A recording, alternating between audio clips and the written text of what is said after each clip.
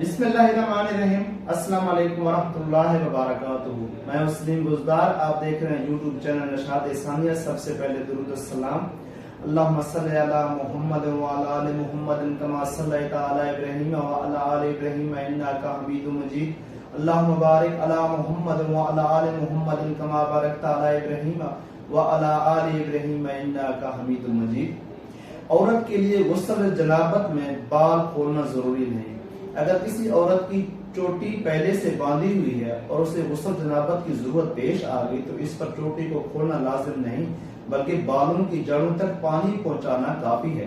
لیکن اگر بال پہلے سے کھلے ہوئے ہوں تو اب ان تمام کھلے بالوں کو دھونا بھی ضروری ہوگا۔ شرمگاہ میں تھرمامیٹر لگانے سے غسل کا حکم۔ بعض بیماریوں کا درجہ ناپنے کے لیے تھرمامیٹر بجائے منہ یا بغل میں رکھنے کے شرمگاہ میں رکھا جاتا ہے، تو اس صورت میں غسل واجب نہیں ہوتا۔ منی بغیر شہوت اپنی جگہ سے جدا ہو تو غسل واجب ہوگا۔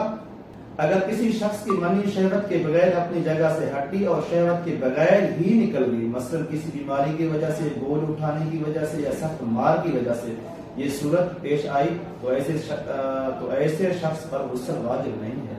جریان کے مریض کو قطرات آنے سے غسل کرنے کا حکم۔ جس شخص کو جریان کا مرض ہو، ہر وقت اس کو منی کے قطرات آتے رہتے ہیں جس سے ہر وقت ناپاک رہتا ہے، تو ایسے شخص کے بارے میں حکم یہ ہے کہ اس پر غسل واجب نہیں ہے، کیونکہ غسل اس وقت واجب ہوتا ہے جب منی شہوت کے ساتھ نکلے۔ لہذا جریان کے مریض کو جو کبھی کبھی منی کے قطرات آتے رہتے ہیں اس سے غسل واجب نہیں ہوگا، البتہ اس سے وضو ٹوٹ جائے گا۔ لیکن اگر قطرات اتنے تسلسل سے آتے ہیں کہ اتنی فرصت بھی نہ ملے کہ فرض نماز ادا کر سکے تو ایسا شخص معذور کے حکم میں ہے۔ اس کا حکم یہ ہے کہ ہر نماز کے وقت میں ایک وضو کرنا کافی ہوگا۔ اس وضو سے پورے وقت میں جتنی نماز پڑھنا چاہے پڑھ سکتا ہے۔